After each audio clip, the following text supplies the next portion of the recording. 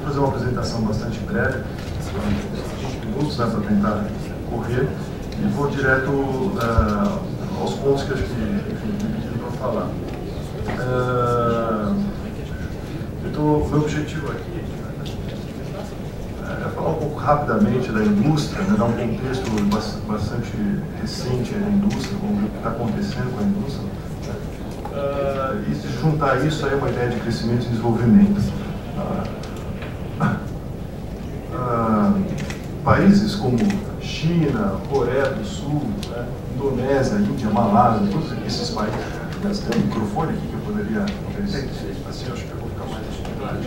Tem um microfone de mão aí? Esses países, né, todos eles, um estudo que a gente fez lá no IED, mostram que eles cresceram, todos os países que cresceram a 5%, né, tiveram taxas de 5% ou mais nesses anos, nesse período de 1970 a 2007, né, eles apresentaram ao mesmo tempo, né, aumentos da sua participação, ou aumentos relevantes na participação dos seus setores manufatureiros no PIB. Então, quer dizer, com essa frase aqui, a gente já tem uma reboque, o que muitos já estavam falando aqui, dessa questão de industrialização, desindustrialização, que é um tema, enfim, que gera bastante discussão, né? Mas o que a gente tem constatado é isso. E outros estudos do IED, a gente tem mostrado que a gente acredita nisso, que a indústria, como foi falado aqui, acho que também acho que todos estão nessa tônica, a importância da indústria para o crescimento e desenvolvimento. Enfim, esse primeiro parágrafo aqui desse slide está dizendo exatamente isso, quer dizer, a gente constata aí, usando dados aí do Banco Mundial, existe essa relação, esse aprofundamento da indústria, né, nesse processo de industrialização, ele vem acompanhado de maiores taxas de crescimento do próprio PIB desses países. E no caso, a gente observa que no Brasil, a participação do PIB vem caindo. Se nós pegarmos os mesmos dados do Banco Mundial, né, nesse período de 72 a 80, a participação da indústria chegava a 30% e nos anos 2007, no ano 2007, essa participação baixou para 23,7%, uma perda grande. Bom, mais uma vez, se nós pegarmos os dados do IBGE, os números são diferentes. Eu estou falando aqui de transformação, hoje, pelos dados do IBGE, a transformação tem um pouco mais de, aproximadamente 15%. Mas, enfim, para que seja compatível com outros países, nós usamos a mesma fonte de dados, fizemos a mesma base de dados, deflacionamos os valores nos mesmos indicadores e chegamos a essa participação para ser comparável. Mas, enfim, de qualquer forma, seja por aqui ou seja por outras estimativas, né, a gente percebe que existe essa desindustrialização relativa, que a gente pode chamar, né, e a gente pode conversar sobre isso no Brasil. Okay? E a indústria também vem perdendo posições relativas aí no mundo. Né? Se em 1980 ela participava com 3%, né? Hoje, ou em 2007, essa participação chegou a 2,2%. Embora tenha tudo isso, né, vem observando essa menor participação da indústria, que a gente pode chamar, o IES chama isso de industrialização relativa, ainda assim, né, nós temos um parque industrial bastante significativo, né, no mundo. Né, e, nós temos, a indústria brasileira conserva uma estrutura forte e diversificada. Né, o que eu quero dizer com isso é o seguinte, que a indústria brasileira não tem condições, enfim, de fazer frente aos desafios que estão sendo colocados hoje, né, certo? Quer dizer, o ED não tem uma postura, nós não temos posturas para falar, a indústria está vivendo um momento difícil e isso já colocou ela numa berlinda que ela não tem saído. Pelo contrário, a indústria nacional, a gente acredita, olhando para trás, ela também já enfrentou outros desafios e mostrou, deu respostas, né? Lá no início dos anos 2000, enfim, nos anos 90, a indústria, com a abertura econômica, ela mostrou, deu uma resposta, né? Alguns setores, de fato, sumiram, né? Foram com vinagre, como a gente diz, mas muitos desses setores se recuperaram e hoje se apresentam, do ponto de vista tecnológico, bastante adiantado. Eles conseguiram se mostrar capazes de fazer frente a uma situação difícil. Então, para nós termos uma ideia, e esse início era somente para a gente, enfim, trazer um pouco desse debate sobre industrialização, mas marcar a posição nesse sentido que a gente enxerga que a indústria é uma indústria que tem uma importância para o país, para o crescimento, para o desenvolvimento do país, a gente acredita nisso, né? E alguns números mostram isso, como já foram ditos aqui para outras economias, tá? A indústria como um motor mesmo do crescimento econômico. E aqui a gente tem dados do IBGE, tá? Que mostram a produção industrial anual, tá? São taxas de variação, tá? Para a indústria como um todo, tá lá no geral, e para alguns grandes setores, né, vamos dizer assim, da própria indústria. O que a gente pode observar aqui, tá? É o seguinte, deixa eu voltar aqui, é que a partir de 2004, a indústria começou a viver uma nova fase. Não só a indústria, mas como a economia brasileira também, né? Esse pilar que a gente chama do mercado interno, do consumo interno, começou a ficar fortalecido nesse período aqui, ok? E a gente percebe que a indústria, nesse período, começou a crescer de fato a taxas bastante mais significativas, né? Enfim, acho que o momento que parecia mais propício à indústria era no ano de 2007. Em 2008, a gente sabe que foi o ano da crise, mas 2008 até setembro de 2008, a indústria crescia uma taxa de 6,5%. Okay? Seria 2 anos seguidos de crescimento bastante robusto, é isso que se esperava. Aí veio a crise e aquele 6,5% fechou o ano com 3,1%. Mas enfim, era um processo. A partir daqui, a indústria ela vinha crescendo de forma mais significativa, né? E melhor ainda, esse crescimento era capitaneado basicamente por 2 setores, setor de bens de capital e setor de bens duráveis. Esses 2 setores aqui respondiam praticamente por 40% do crescimento da produção industrial. Bom, aí, mais uma vez, nesse período 2004-2010, a gente vê que isso ocorreu de fato, né? Esses 2 setores aí, bens capitais e duráveis, conduzindo boa parte desse crescimento da indústria no período. O que nós vemos, de certa forma, né, com algo bastante positivo para o país. Na medida que a gente acredita que esses setores aqui, né, eles têm uma relevância não só enfim, estratégica, mas como foi dito aqui, então, mexem com grandes cadeias produtivas, né, são disseminadores de tecnologia, etc. Também. Enfim, era um momento, acho que, bastante bom para a indústria. Mas, ao mesmo tempo, já o IED levantava alguns pontos, quando nós olharmos mesmo nessas taxas de 2007, né, alguns setores da indústria já apresentavam algumas dificuldades, principalmente os setores mais tradicionais. Né? Então, por exemplo, em 2007, você tinha um crescimento de 6%, isso é um crescimento médio. Né? E alguns setores bens duráveis, aqui 9%, automóveis crescia 20%. Né? Bens de capital, aqui a média do setor, 19%. Era isso mesmo. Né? Mas escondia o outro lado da média, que não eram segmentos que estavam crescendo a taxas baixas, segmentos que estavam apresentando taxa já negativa já em 2007, sobretudo em 2008. Ok? Então, o que eu quero dizer com isso? Já naquela época, setores que eu estou dizendo que era um momento, talvez, um dos melhores momentos da indústria, já naquele período lá, alguns setores já não estavam tão bem assim. Tá?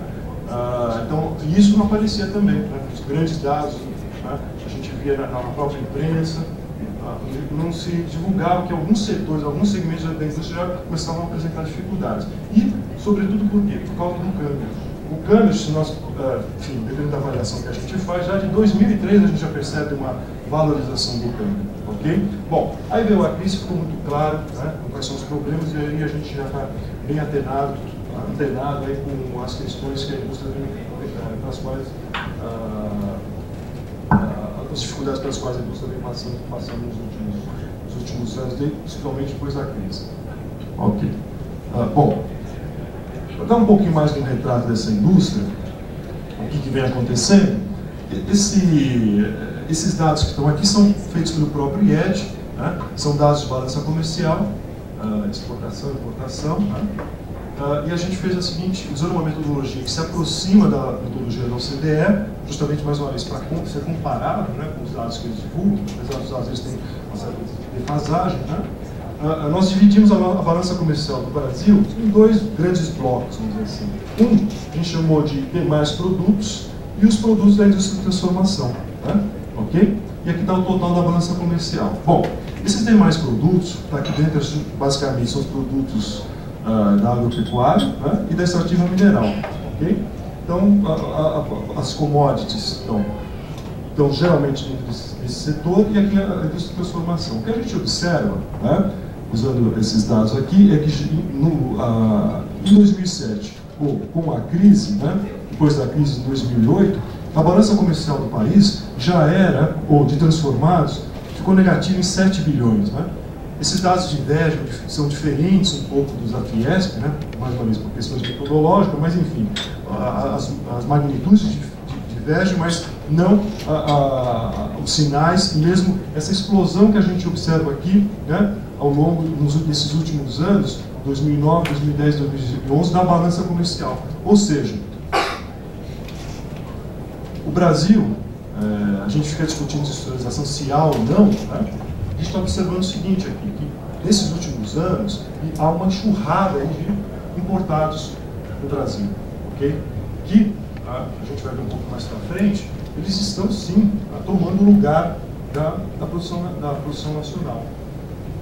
É verdade que quando um país começa a crescer, ou está relativamente melhor do que os outros, isso é verdade, né? A produção nacional, a produção internacional, a produção de outros países vem para complementar a produção nacional. Mas não é esse caso, a tese do IEG não é esse caso. Esse slide aqui, ele tenta mostrar isso, quer dizer, essas importações, ou melhor, esse saldo aqui, ele está muito aquém, a magnitude dele está muito aquém de qualquer complementação que poderia haver, né, do produto estrangeiro com o produto nacional, para a produção nacional. Enfim, isso nós podemos observar que ela vem crescendo de forma bastante exponencial, explosiva mesmo. Né? Okay? Esse outro slide aqui mostra já para 2012, nesse primeiro semestre. Né? Já estamos a 27 bilhões. Bom, mais uma vez, no slide anterior, a nossa balança comercial nesses últimos anos, ela só é positiva, né? Okay?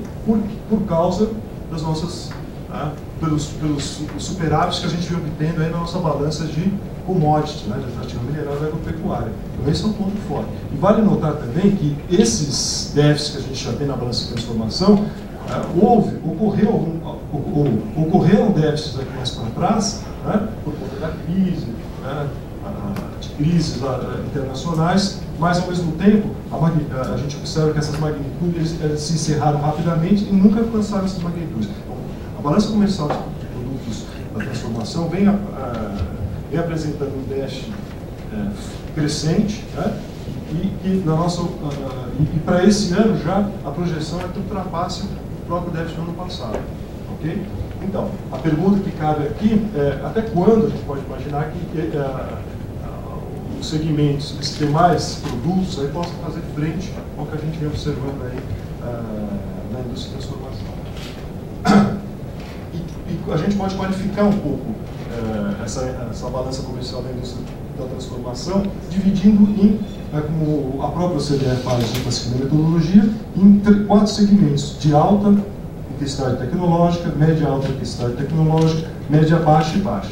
Enfim, se nós observarmos aqui, esse segmento de alta intensidade tecnológica, nós sempre fomos negativos. Tá? Okay? Esse de média alta, okay? Que é esse azulzinho aqui, né? Ele também vem apresentando, já historicamente, déficit na sua balança comercial. Okay? Mas o que chama a atenção e os outros segmentos, de baixa, ou de média baixa e de baixa, né? Esse de média baixa já no ano passado apresentou déficit, em 2010, continua em 2011, e a projeção para esse ano aqui é que ele também apresente déficit na sua balança comercial, algo inédito. Então, isso aqui é um ineditismo na nossa balança comercial. Tá? E o que a gente observa aqui é que, e o que chama mais atenção para nós, é que se de média alta tecnologia, nós estamos, os déficits estão ficando cada vez maiores, e é isso que está comprometendo cada vez mais a nossa balança comercial de transformação. Só para ter uma ideia, de média alta tecnologia, nós estamos falando de máquinas e equipamentos elétricos, ou máquinas e equipamentos mecânicos, ou seja, toda a parte de máquinas e equipamentos. Estamos falando de veículos automotores, estamos falando de produtos químicos, equipamentos para ferrovia e material de transporte, ou seja, são setores de grande dinamismo, certo? Ok? Enfim, se o saldo da balança está aumentando, ou está ficando cada vez mais deficitário, nós estamos importando mais esse tipo de material, a gente acredita que tem uma relação com o próprio dinamismo da indústria nacional, que está perdendo, né, parte desse dinamismo que a gente vem observando, ou perda de dinamismo na indústria, né, tem uma correspondência aqui com esses dados. Esses dados da CNI, da FUNSEX, eles mostram o coeficiente de penetração das importações, né, em alguns setores selecionados. Enfim, de modo geral, a gente pode observar setores também, desde setores tradicionais, esse coeficiente vem aumentando, importações, né, como de têxtil e vestuário, okay? E há segmentos, né, em que esse coeficiente de penetração é extremamente elevado. Mais uma vez, a pergunta que cabe aqui, será que isso aí é para complementar o produto nacional, ou a indústria nacional realmente está tendo uma dificuldade, e por quê? Tá? Isso que a gente vou tentar falar mais para frente. Tá? E um outro dado importante aqui é o coeficiente de insumos, que também, hoje, em média, para a indústria de transformação está em 22,4, vem crescendo. Tá? Para alguns setores isso é bastante elevado, ok? E mais, né? Eu acho que aqui tem um problema sério. A gente fala em insumos importados, quando uma empresa começa a estabelecer relações, né, de compra de insumos com o setor externo, estrangeiro, não é só aquela compra que você faz, isso são relações de outra natureza. Muitas empresas, elas acabam sendo financiadas ou tendo um acesso de um financiador estrangeiro, justamente porque está estabelecendo uma relação com uma empresa, enfim, de país X, país Y. São outras relações que vão se estabelecendo nesse tipo de compra de insumos. Então, quer dizer, isso pode enrijecer, né, alguma mudança. Eu ouço falar muito, olha, não, quer dizer, mudando algumas condições, as empresas brasileiras voltam a comprar dos produtores nacionais, insumos de produtores nacionais. Ok, isso pode ser verdade, né? Mas essas relações podem ser dificultadas justamente porque você estabelece uma relação diferente, e mais ainda, né? Quer dizer, aquelas empresas nacionais, elas podem deixar de existir em alguns segmentos, né, que a gente tem ouvido aí, essa história está acontecendo, ok? Então esse dado aqui é um dado bastante importante. Bom, enfim, aqui foi um breve relato aí do que a gente está enxergando para a indústria, né? Um processo mais recente, né? E que aqui por trás muita gente vem discutindo sobre industrialização. Eu posso falar um pouco sobre isso, qual é o nosso entendimento lá dentro do IED, ok? Mas eu queria falar um pouquinho dessa política industrial e competitividade. Eu coloquei essa frase aqui de um livro, de três economistas bastante eminentes aí, né? Que é o Mário Simoli, Giovanni Dose e o Stiglitz, que no caso é um prêmio Nobel, né?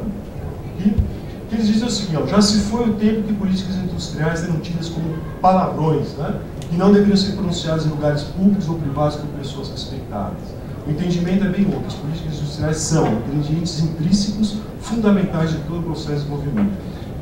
Talvez aqui, né, eu não sei, né, não sei se isso choca alguém, mas enfim, em alguns contextos, em alguns debates, em alguns lugares que eu vou, essa palavra política industrial é uma palavra complicada até hoje, certo? É um palavrão ainda. Mas assim, como o próprio Pedro disse aqui, a política industrial sempre teve por trás de todo o surgimento, talvez tirando a Inglaterra, todos os demais países, a política industrial sempre por trás, né? A indústria apareceu por medidas de política industrial e o Estado sempre muito por trás. Né? Na verdade, acho que isso que o Pedro deixou claro para a gente, que a política industrial sempre existiu, como existe até hoje. Né? A gente tem uma ideia de países desenvolvidos ou em desenvolvimento, ou mesmo Coreia, isso não existe, pelo contrário, sempre existiu e ainda existe até hoje. Né? Então, eu enuncio isso daqui para falar um pouquinho dessa política industrial no Brasil. Né? Bom, nos anos 80 e nos anos 90, não existia política industrial no Brasil. Okay? A política industrial, ela começa no ano de 2003, né? No primeiro mandato do presidente Lula, ela começa a renascer com a política industrial tecnológica e de comércio exterior. Bastante tímida, bastante modesta, tá certo? Mas ao mesmo tempo já merecedora de reconhecimento como um passo inicial, porque viria logo no segundo mandato do governo Lula, que foi a PDT, a Política de Desenvolvimento Produtivo. Aí sim a gente pode considerar essa política um marco, né, na política industrial brasileira, não só para resgatar um programa mais abrangente, né, de promoção da indústria nacional, mas também, vale dizer, que ela incorpora aí ou ainda assim harmoniza mais, né, com um conceito que a gente entende, um conceito mais atual, mais moderno de política industrial. Tá certo? Eu vou falar rapidamente aqui porque eu vou tocar nesses pontos, né, para a gente pensar como deve ser uma política industrial. Então, a PDP teve vários méritos, eu queria destacar alguns deles, no estabelecimento de metas gerais para a economia, né, relativas ao investimento, aos gastos privados e às exportações. O Plano Brasil Maior, de 2010, já no governo Dilma, né, ele complementado com esse pacote de abril de 2012, né, ele trouxe medidas ainda pioneiras, como a questão da desoneração da folha de salários, a retirada integral dos impostos federais sobre investimento, okay? A devolução de até 3% do valor das exportações aos exportadores a título de impostos não compensados, né? E ele também reforçou os recursos e ampliou programas voltados à inovação e investimento. Eu acho que isso é importante falar, porque quando a gente fala o que a indústria precisa hoje, né? Onde estão os gargalos? Essa política industrial do Brasil hoje, a política industrial brasileira, ela é bem pensada, ela é conceitualmente bem elaborada. Felizmente, nós mulheres fomos convidados, participamos de reuniões da BDI, e a gente vê que eles têm uma coisa muito bem elaborada, muito bem pensada, o que não chega muitas vezes a nós, tá certo? O que chega muitas vezes a nós aqui são pacotes, né? Parece uma coisinha meio emergencial, tem esse lado, é verdade, existe esse lado sim, mas tem um arcabouço ali por trás, teórico, conceitual, muito bem elaborado. Enfim, essa nova política industrial, o que a gente tem que observar é o seguinte, que ela está tentando conciliar objetivos conjunturais e estruturais, tá certo? A indústria passa, de fato, por um momento difícil, né? Okay? Esse momento difícil não se dá, eu vou explorar essa ideia daqui a pouquinho, né? Já estou quase no final, mas enfim, tem a ver com o que nós mulheres estamos chamando a atenção, que é uma frase, ou uma palavra bastante, talvez desgastada para muitos, mas que é a tal da competitividade mesmo. Né? Onde é que a indústria está perdendo, se é a questão de industrialização ou não, o fato é que a indústria está sem competitividade. Okay? E a política industrial reconhece que está passando por um momento difícil, aliás, tem a ver com o que está acontecendo no mundo, certo? E ela tenta articular esses objetivos mais conjunturais e estruturais. Esses conjunturais, né, a gente vê que, de forma também inédita, em alguns segmentos, como aperfeiçoar a defesa comercial, a ampliação do crédito a juros mais favoráveis, a postergação de pagamento de impostos para alguns setores, a desoneração, mais uma vez, da folha de salários. Nas questões estruturais, a gente vê reforço de programas de inovação e financiamento de investimento. Essa questão acho que é muito importante para o país. Aumento do conteúdo local de produção. A gente viu isso no início, ligado à indústria naval e bens de capital, tentando conciliar o que vem essa indústria com as encomendas da Petrobras ligadas ao pré-sal. Mas agora, o Plano Brasil Maior, ele amplia essa ideia de estabelecer mecanismos de incentivos a setores ligados à indústria de medicamentos, fármacos e biofármacos. biofármacos, perdão. Enfim, essa política industrial, ela tem também questões estruturais, então, que talvez, mais uma vez, isso não apareça tão claramente para a gente. Eu falo isso porque eu recebo muitos telefonemas de jornalistas falando, e aí, como é que é o pacote aí? Né? Eu não sei se é um problema de comunicação do próprio governo, aliás, já falei isso para eles também, já tive oportunidade, mas chega sempre tudo para nós como pacote, e geralmente para salvar um setor ou apagar um incêndio aqui ou ali. A gente não enxerga, talvez essa seja uma crítica minha, a gente não enxerga essa política industrial do governo, que eu repito, eu tive a oportunidade de estar muito próximo dessas pessoas que trabalham e ver que são muito bem pensados, muito bem elaborados. A gente não enxerga uma coisa, como toda a política industrial tem que ser, de longo prazo, por definição, algo de longo prazo, bem estruturado, tá certo? Se eu vou dar um incentivo para um setor, eu tenho que deixar claro por que eu vou dar esse incentivo para esse setor e mais, o que eu quero desse setor, né? O que eu vou ter de contrapartida, qual é o prazo, né? Isso tem que ficar claro para todos nós, né? E às vezes não fica. Bom, deixa eu seguir aqui. Então, aqui, por exemplo, talvez aqui tenha um marco também. Ela criou, né, essa nova política industrial, um programa de desenvolvimento da indústria de defesa, algo importante, e também um novo e importante regime locomotivo. E talvez aqui esteja uma característica que possa diferenciar essa política industrial. O governo agora começa a exigir desse setor, que podemos dizer, né, sempre foi beneficiado, né, por políticas industriais, e vale dizer que isso não é só no Brasil, no mundo todo. O setor automobilístico, o setor automotivo é um setor importante, mexe com uma cadeia bastante importante, né, ok? Enfim, mas agora essa indústria vai ter que dar uma contrapartida, vai ter que dizer para nós, né, vai ter que dar algum resultado, um retorno daquilo que a política, já que a política industrial está selecionando esse setor como um setor prioritário entre outros, então que nos dê, que nos diga o que ele vai nos devolver lá na frente. Acho que isso é importante, né?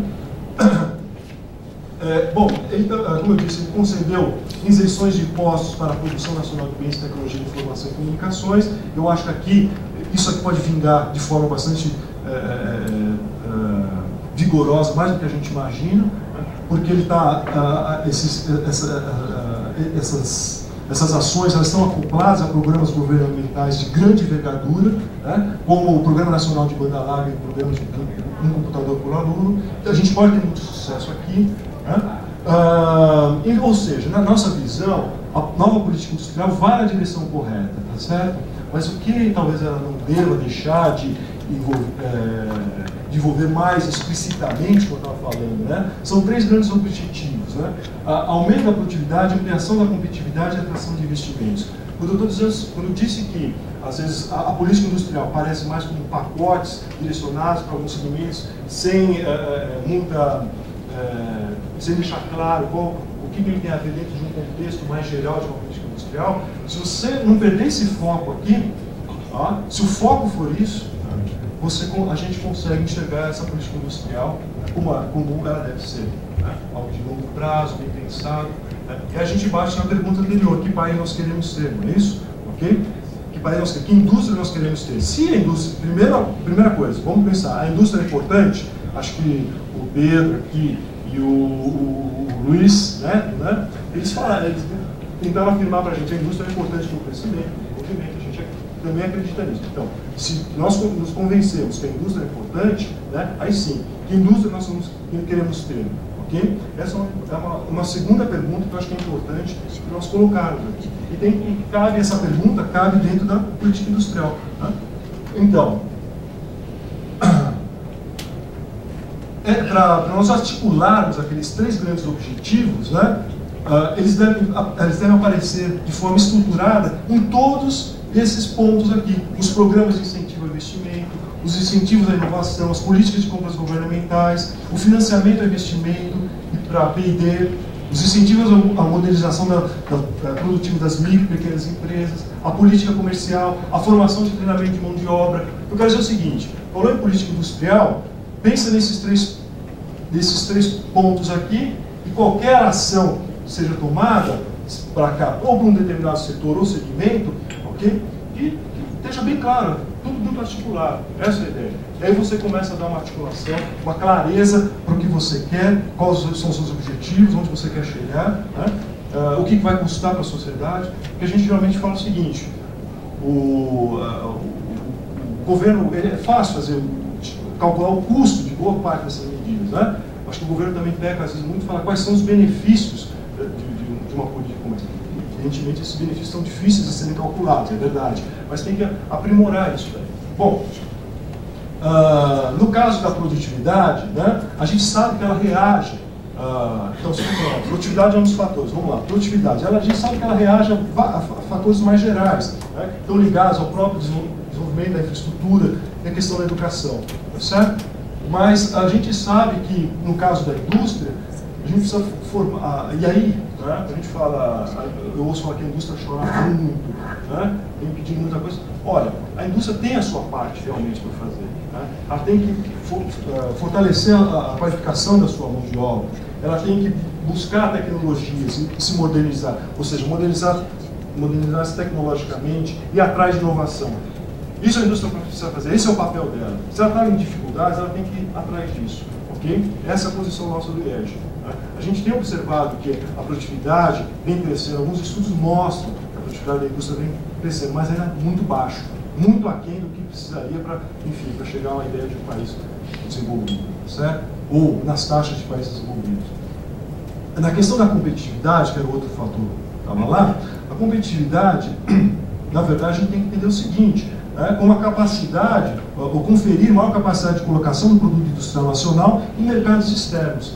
Isso, evidentemente, passa não só, aí sim, pela questão da produtividade, né, o aumento da produtividade e da inovação, mais uma vez. Então, as coisas estão entrelaçadas aqui no nosso entendimento. Okay? É verdade que, para essa questão da competitividade, existem também fatores que são sistêmicos. A própria questão do câmbio, a infraestrutura, ainda que possa também... a gente ouve algumas compensações com relação a isso, mas enfim, são problemas que, são questões da infraestrutura, custo do crédito, né? A gente sabe que o custo do crédito ou financiamento ainda está muito atrelado a grandes empresas, tá certo? Pequenas, médias empresas não têm acesso a isso no país, né? Enfim, é uma reforma tributária. Isso tudo aqui, na verdade, gera um ambiente econômico bastante complicado para você pensar em inovação, incorporação de novas tecnologias.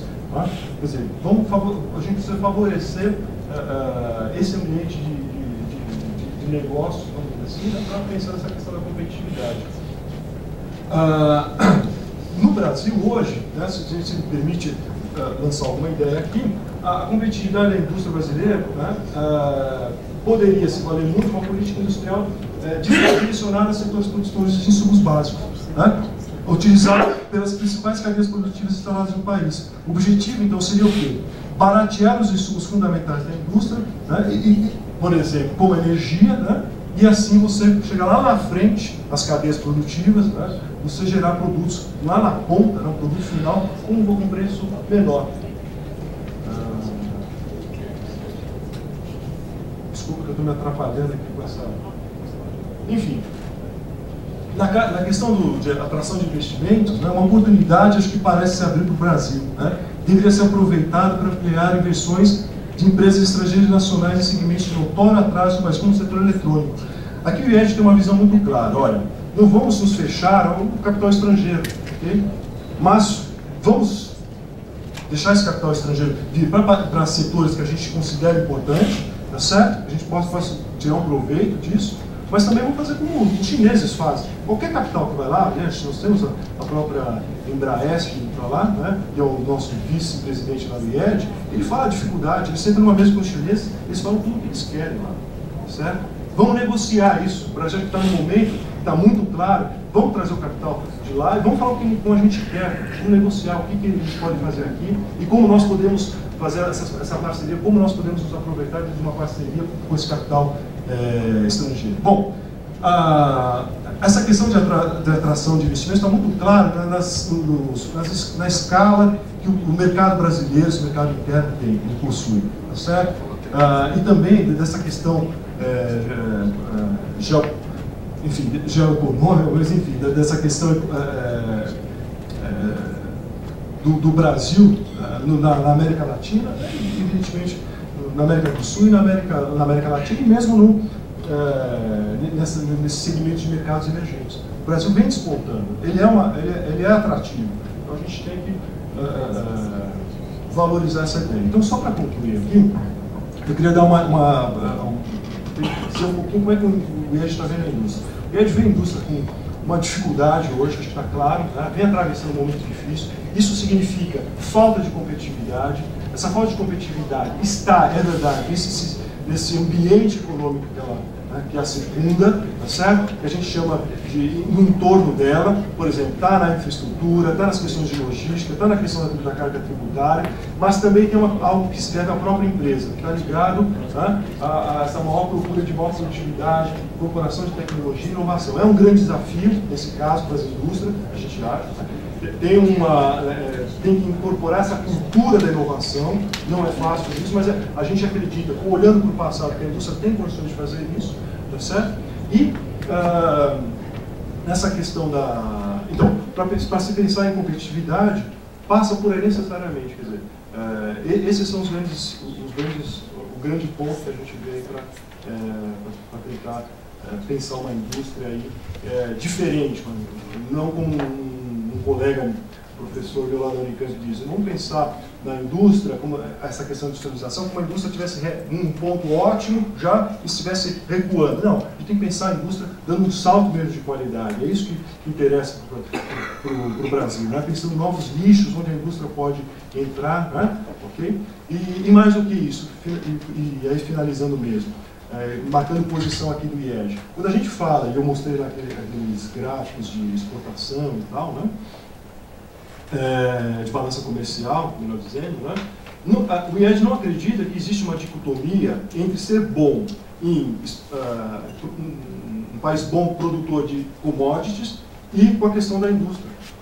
Eu acho que isso é uma falsa dicotomia.